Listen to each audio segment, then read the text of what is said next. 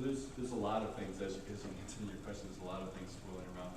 Kane and myself run an organization called Sacrificial Poets, which is based in Chapel Hill in Durham, and it's a youth spoken word poetry organization that seeks to create environments where young people can empower themselves through their own voice, through telling their own story. And so that's our background as spoken word poets, and that's what we've been doing steadily since 2008, and even 2006, kind of informally before that.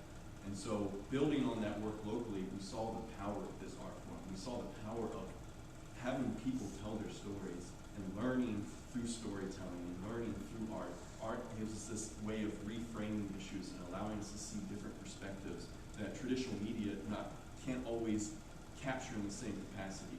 And so building on our work with Sacrificial Poets, we were looking to kind of not only challenge ourselves as artists, but really continue to utilize this art form. And in 2011, I was fortunate enough to be asked to go teach in the West Bank at the Ramallah Friends School. And so I went there for a couple weeks and taught poetry as a means of nonviolent resistance and working with high schoolers who lived in Ramallah.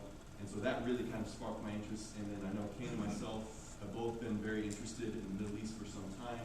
Mohammed is a Lebanese American, Samir is an Egyptian, El Salvadorian American, and so we all have our different ties to this region of the world. And I think building on our work locally, our desire to push those boundaries, and then just the timing. Kane and I were sitting down talking about going to South Africa, talking about going to Afghanistan in like December, and then late December, January, February, things just started turning, and the gears started moving, and it was very obvious where we should go this summer. You get sick of not knowing, you know, for me, you get sick of not knowing what's going on over there. Wherever over there is, the hope is that over there, if you're living in Chapel Hill, it might be East Durham. You know, I'm from Durham, so I know a lot, when I moved to Chapel Hill, a lot of it was people have no idea what's going on in Durham. They don't understand the people, they don't understand the culture, and they make stereotypes and they go off on what they see on the nightly news in 10 seconds, right?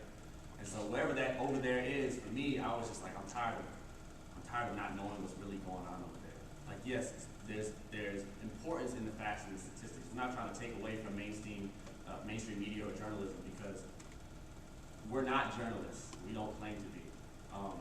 And there's importance in understanding the facts and the statistics. But I think we also want to make sure that we're looking at the emotion and the human experience behind the statistics. And that was kind of our goal in this. So for me, my spark was just like, I'm tired of watching the news and just really not understanding what it would be like to be there, and what the people are like, and what their stories are like told from them directly.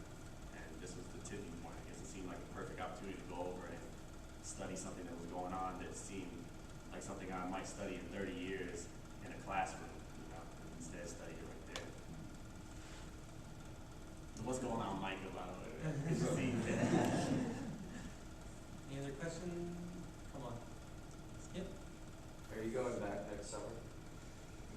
So we got this plan, we're gonna win the lottery. And so we did this one is all grassroots fundraising. We wrote the proposal and we had 2 months and we managed to raise about $18,000 in 2 months, just like really pushing all of the work that we've done with youth and going to universities and begging for money every place we could.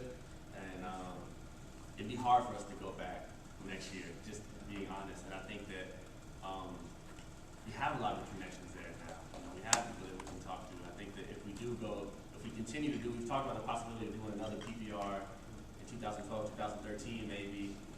Once we kind of filter through all this over the next, 2-3 years, but I think we would probably want to go someplace different, study something different, a new place to make different connections and build relationships. The short answer, I think, is we want to keep going places. There are a lot of logistics that tie folks to certain locations, but this is something that the four of us are very much dedicated to and profoundly believe in the power of art, whether it's photography, videography, or spoken word poetry, to help us understand the world. And this is something that we're really looking to continue to pursue. We kind of formulated the whole project in the sense that it's PPR 2011, so there's that possibility of something happening in the future. But we would like to focus on other areas because there's conflict going on all over the world. There's people with stories that need to be heard in other areas as well. So we wanted to kind of make a formula for those, if we're not able to go, for others to take that formula and go on that same journey and take it with them.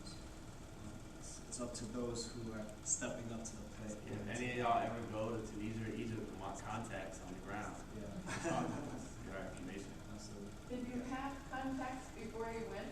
Great question. Yeah, Yeah. Lil could probably talk the most about that. He was kind of the head of our contacts. We definitely had a good amount before we went, but then the whole like, you meet somebody and they're like, you should talk to my friend so and so, so and so, so and so, so and so. You know, it turned into like 30. Yeah.